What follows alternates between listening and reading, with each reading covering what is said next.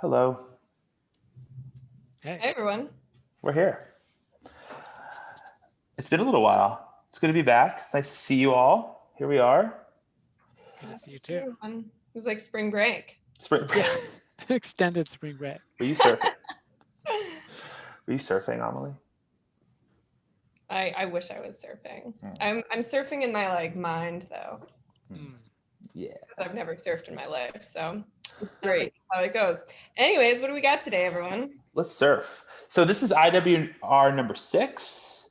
As always, call or text us 785-363-5045. We want to hear from you. Your thoughts, your ideas, your conspiracies, your questions. Yeah, so anyone got anything for us today? I think Amelie, I think you said you had a question that came in and you wanted to talk about it. I actually do have something. This one actually comes from a conversation I was having with a cousin. And I thought it was really interesting because she spends a lot of time in interesting places online. And she asks me, how do you protect yourself from psychological operations and know how to discern information as true or false? So that's what she said. Damn. Huh. Sorry about that, everyone. How do you protect yourself from psychological operations and know how to discern information as true or false? That's a great It's a question. big question. And when she said it to me, I was like, man, that's a really intense one. It's such a simple question. But also this, you're going to get the IWR pet cameo right now. Okay. This cat would like to know how you can protect yourself from psychological operations, psyops. And so when I was sitting here thinking with my cat, I had a couple ideas about it. I could share the ideas with you, but I also thought maybe we could get some of your gut instincts too and have a conversation about it.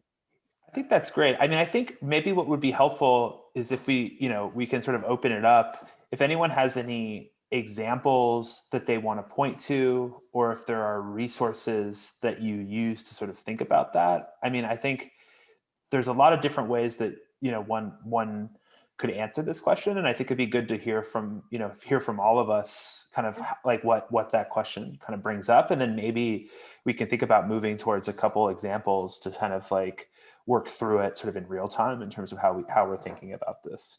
Yeah. So I have a basic. After.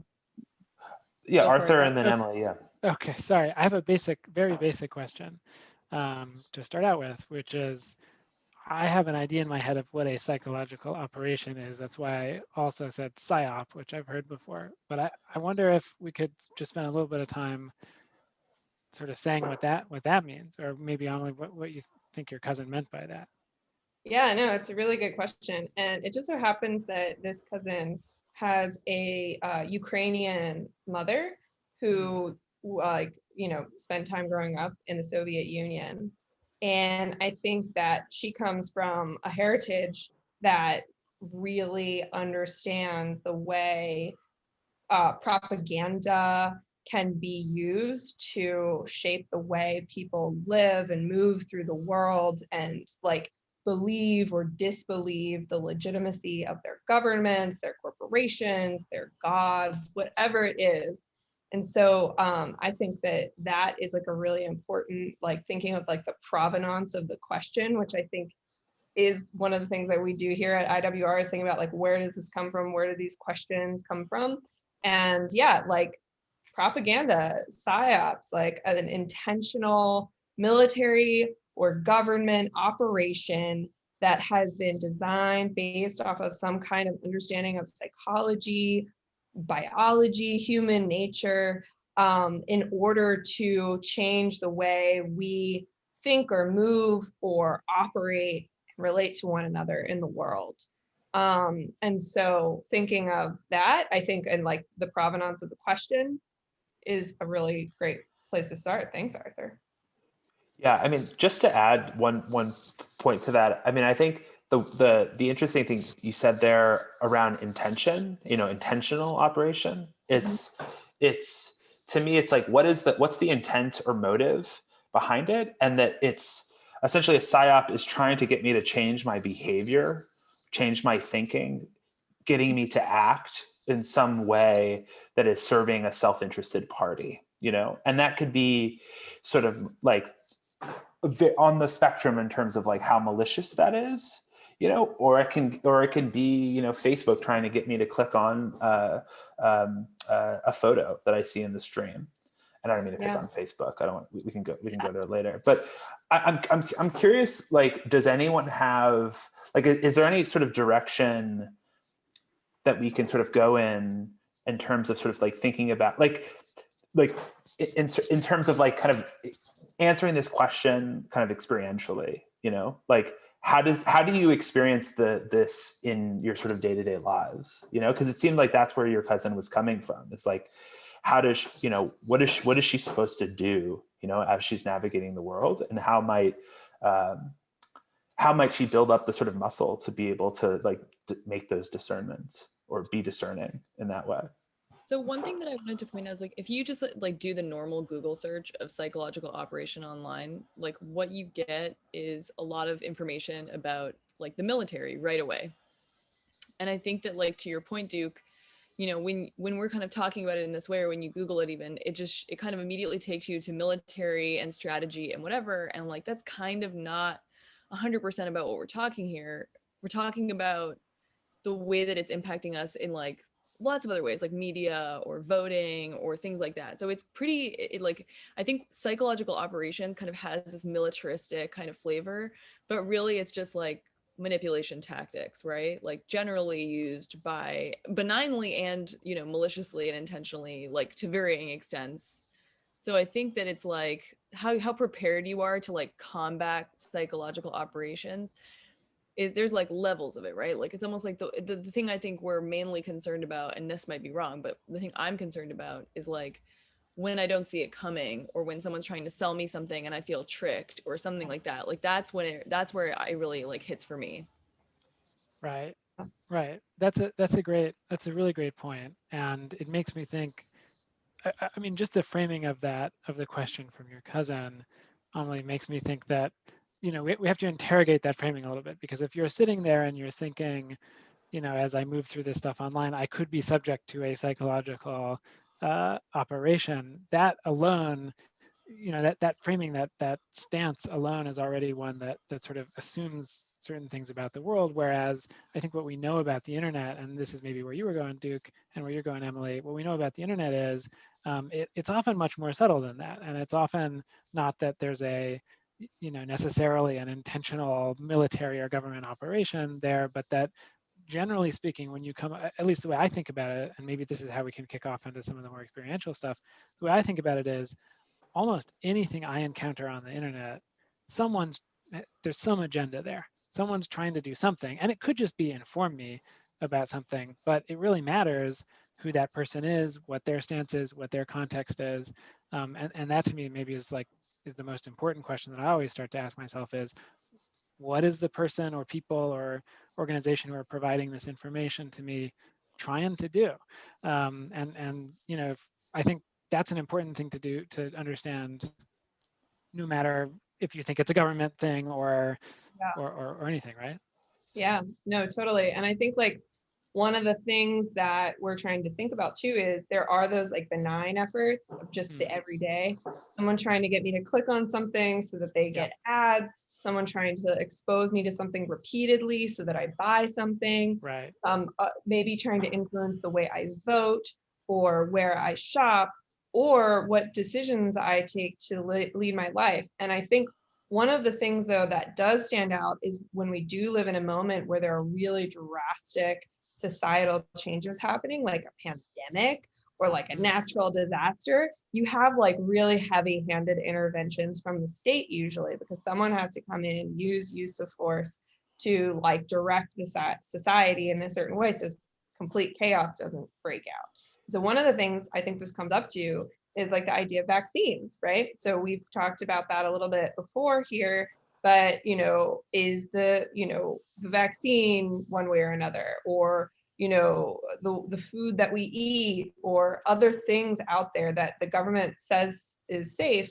And you might say, well, is this thing safe or not? Because the government is telling me to do this. So that's like one of the things that goes back to the military part. Like, as you guys were saying, there's the level, like the lower level stuff, but then there are also questions of like government suggestions or recommendations that take on a different meaning because it's coming like straight from the government.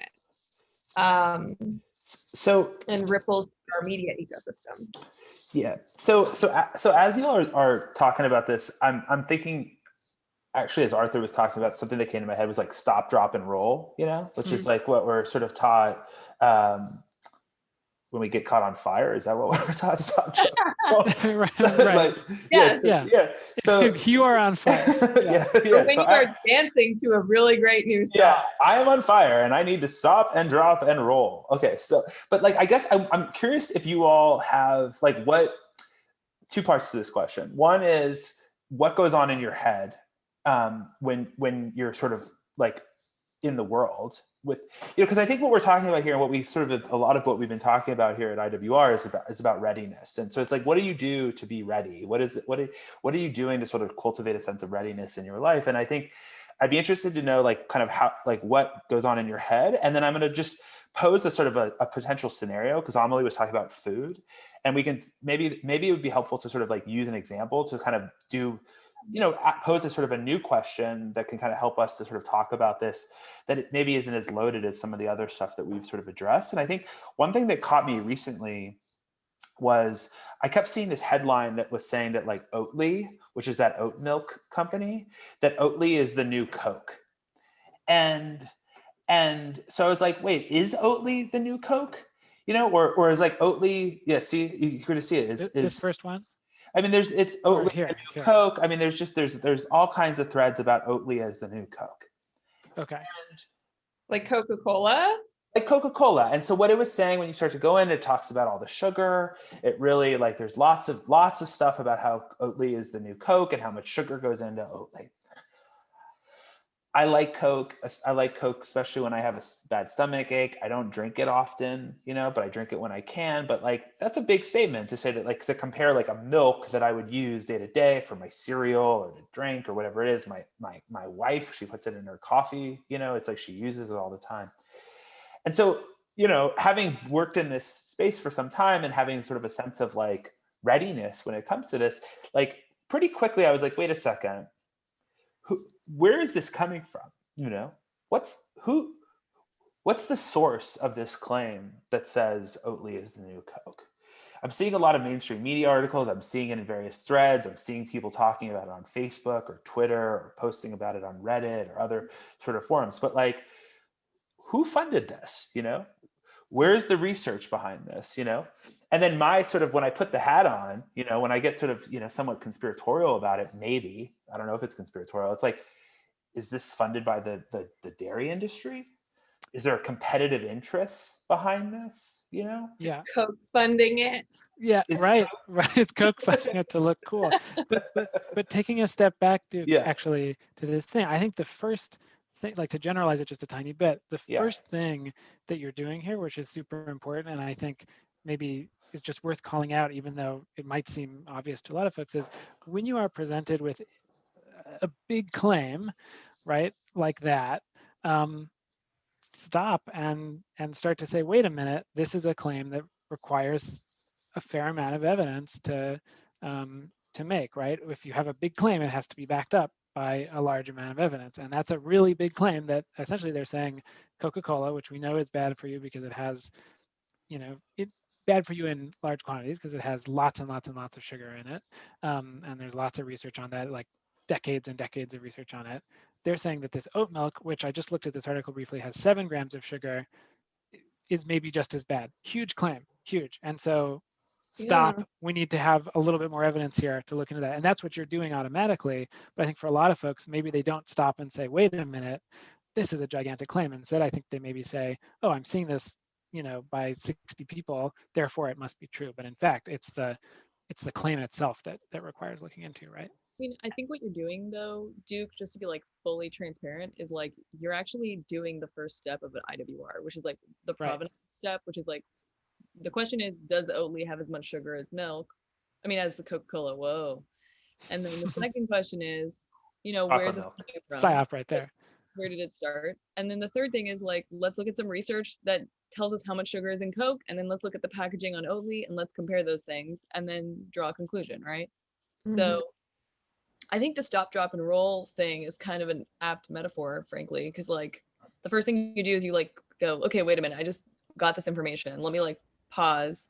Then let me find some like reasons why this claim might be being made. And then the third thing is like, okay, let's find, and I'm a traditionalist. So my tradition, like my like brain immediately goes to, okay, let's see if there's like a law or like a professor or like an educated scientific article to kind of like figure out the truth. But maybe that's like not the way people go about it. What do you guys say? I think another thing to consider in all of this is like when we're asking these questions, it doesn't imply like bad intent. Just because you have an agenda doesn't mean that it's nefarious. You just have to be open-minded about the fact that there are agendas in the world. We all have agendas as we're moving through this universe.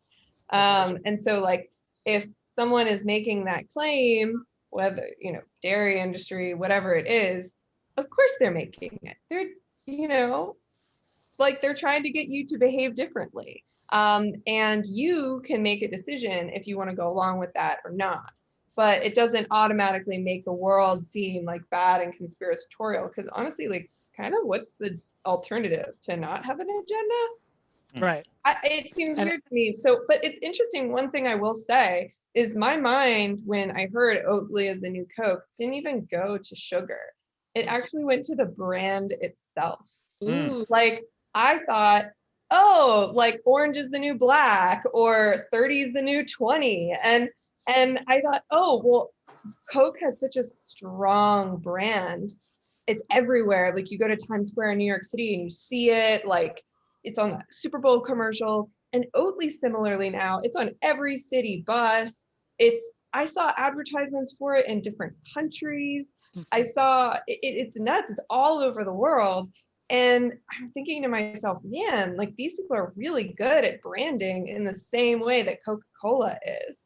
And so I actually thought to myself that maybe like Coke had this great psyop of branding, and the same way Oatly now has this like way of intervening and like creating these like mind worms for us to think that we really, really need like non-dairy alternatives. Yeah. So yeah, that's what I thought. It's I mean, that's really interesting because my mind went immediately to sugar, and that maybe tells you a little bit about my mom, who would never let me have soda as a kid.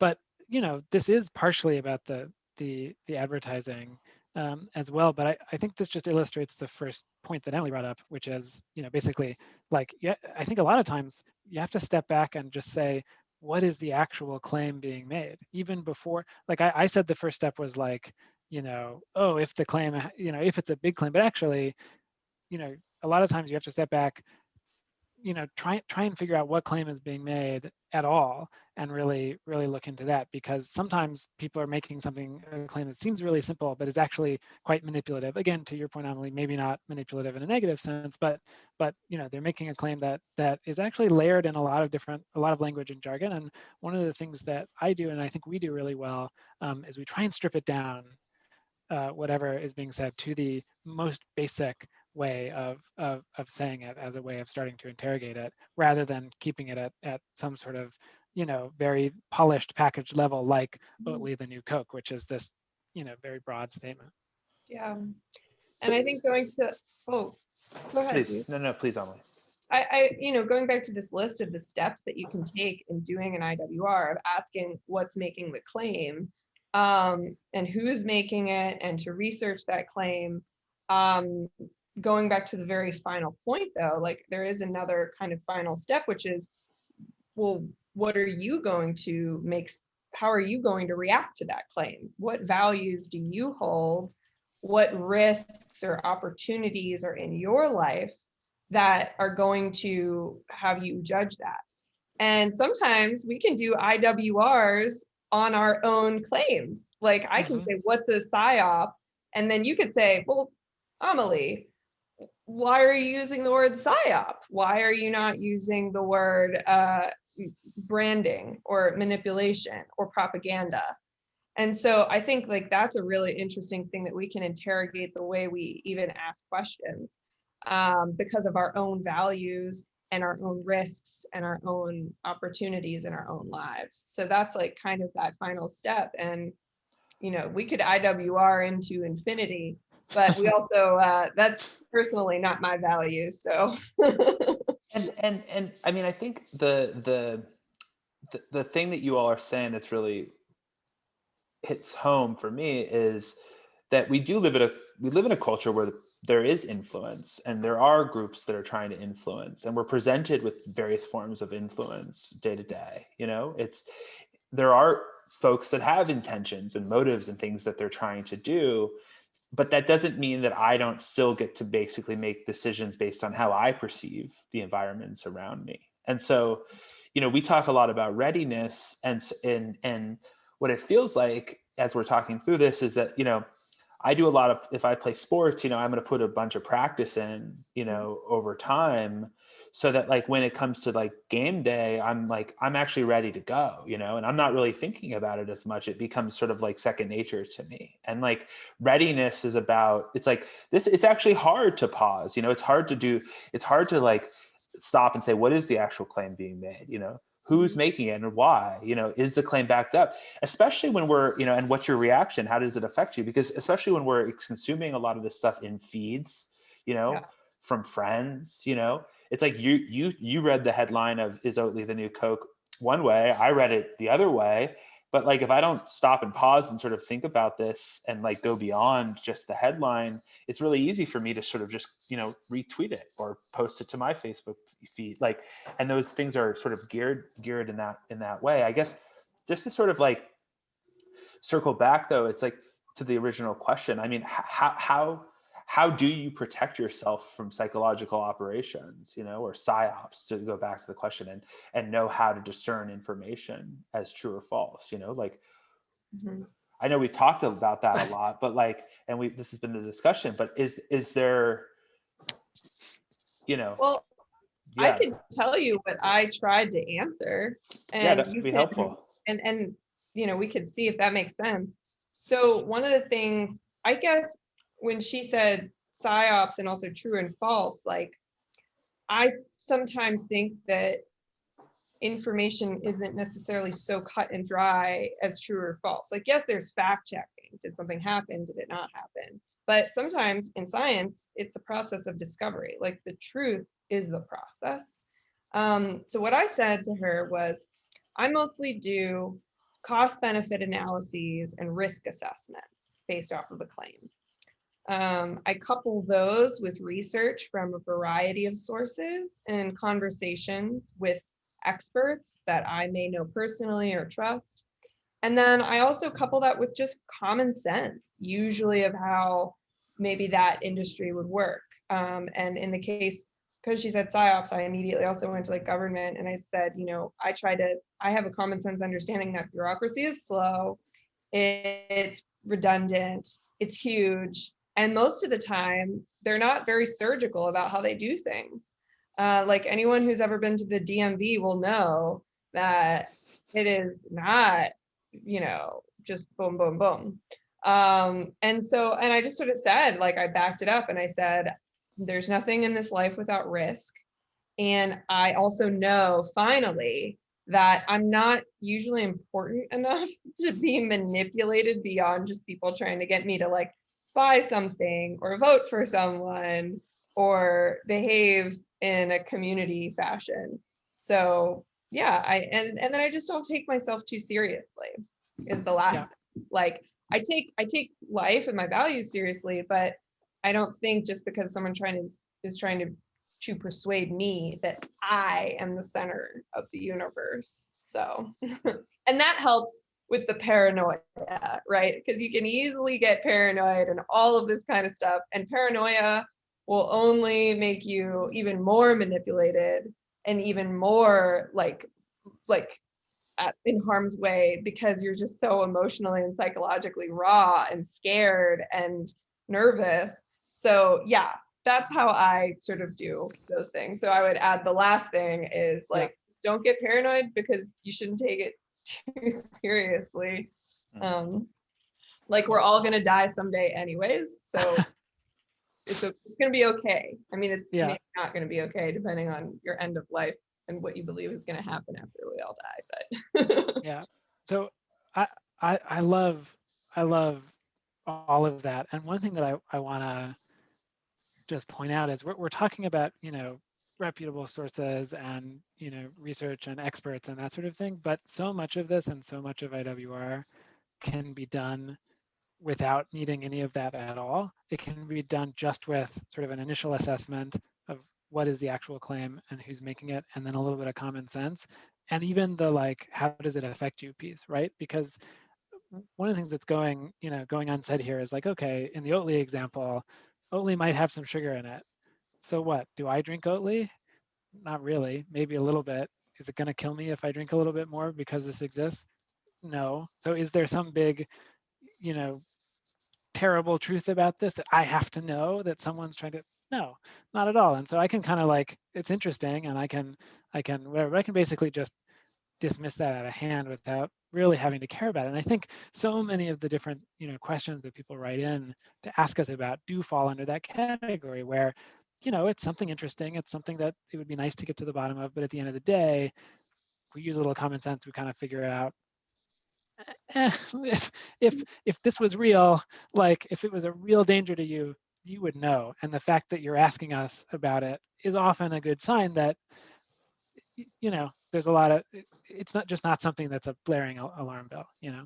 But I think it's easy for us to say, to get paranoid, as you said, if we don't remember those things. Emily, do you have some takeaways from, or just some thoughts about the question? I mean, yeah, I mean, how do I protect myself from psychological or psyops and know how to discern true from false? I think like the truth is the process is like pretty well phrased, but for me, the like simple thing is like, I'm just generally skeptical about everything. And like, I don't think that makes me paranoid. I think it just makes me like aware that like, if something comes across my screen that seems too good to be true, I just check it out. And like, it's oftentimes like pretty easy to figure out, you know, we have a lot of information that we can get easily. So for me, it's just like, I operate with a general level of skepticism and then like do a little bit of digging and like when it comes to even like the news or things like that, like I just read a bunch of different newspapers or have a bunch of different widgets on my phone so that, you know, I don't have to rely on the Daily Mail or the New York Times or any specific. I can, you know, read the Washington Post, the Economist, and kind of get a little bit from everyone and then kind of like swirl it around and come up with something. yeah. One sort of thing I'll add to all this. I mean, I like that we all have sort of slightly different perspectives, you know, on terms of how to address this. And you know, it's for me, it's really like three parts. It's, you know, we're all sort of people of the world or people under the universe, you know, and I assume, like, I think I'm less skeptical than Emily is, you know, in terms of just like my general skepticism. Like, I think that,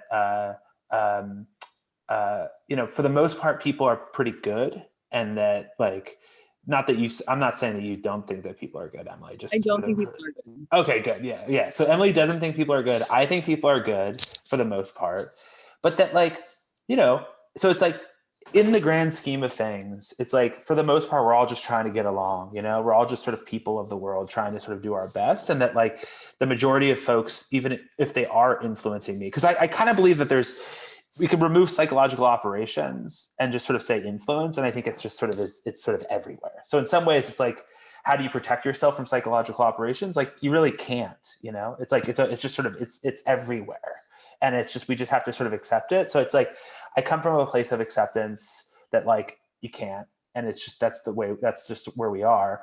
But what I can do is assume that most people are good. However, the second piece for me is really just like, it's what you are saying. It's like, it's information. It's just like, do whatever you need to do to get the information that you need to do the third part, which is have your own opinion about something, you know? It's like, you know, do whatever it is that you need to do to get, or I'll do whatever I need to do to get the information that I need to basically make the decisions or to come up with an opinion on it.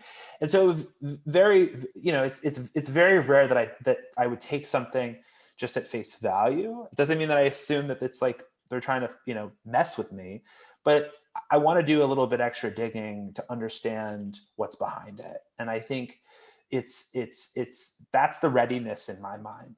I gotta, like, if I want the washboard abs, I gotta put in the work, and I don't have washboard abs, but I do, like, for the most part, have opinions. The So real question is, do you drink Oatly? what's that? The real question is, do you drink Oatly? And did that give you the abs? Only chocolate Oatly, only the chocolate Oatly. Honestly, I actually what'd you say, Emily? it gives me a stomach ache. Yeah, it's all that. So humans are meant to drink that many oats in one sip, but Right. it tastes good though. We really Tastes great. should do at some point a future IWR. It's like, is Oatly actually the new Coke? Well, this has been helpful. We'll pause if there's any closing thoughts. Otherwise, we can wrap it up. Anyone, you got anything else? Great. No, wait. I just want to say one other thing, Yeah. which is we could spend like hours and hours on this because it is what we do at IWR, and I think we'll return to it. Like, we should return to these ideas over time to give people sort of more depth on it. But my hope is that just following these 4 steps, even like 1, 2, and 4, you can kind of, even in a lot of cases you'll find skip 3, but if you can follow these 4 steps that we laid out here, and take some of Amelie's advice, you're going to get really far. And it all starts with just like taking a step back, stop, drop, and roll, right? It all starts with that, taking a step back and starting to investigate the actual claim, rather than starting at the place of, taking that claim on face value and then starting to dig for the evidence. So I just want to say we've laid it out here in a very simple way, but we'll return and add more depth to these, I assume, in the future. It's pretty grim, but like, I would really like to know if folks, when they've been caught on fire, actually stop, dropped, and roll. Like, if it actually works. Actually got my hair on fire this summer when I was blowing out a candle, and I did not stop, drop, and roll. I sort of stopped, looked down, and started patting myself to put the fire out. So yeah, stop, drop, and roll did not actually work for me in that moment. The stop, drop my head, and swat myself was that's what I did. But I would add just one more final thought, which there was that, to go back to that actual claim being made, how do you discern information as true or false? And I think that is where we need to take into consideration that sometimes true and false are not a binary. And that also, if there are people out there with really, really strong opinions that you're hearing, and they're really emotionally charged, sometimes you have to interrogate those too, because strong opinions are infectious.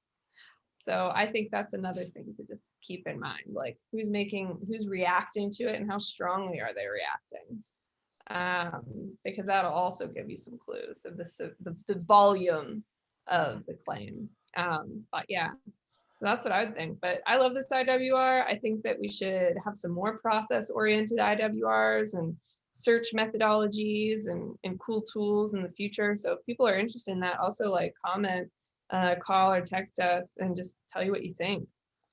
That's right. 785-363-5045. This has been great. Just scratching the surface. More to come. Thank y'all. Bye. Bye.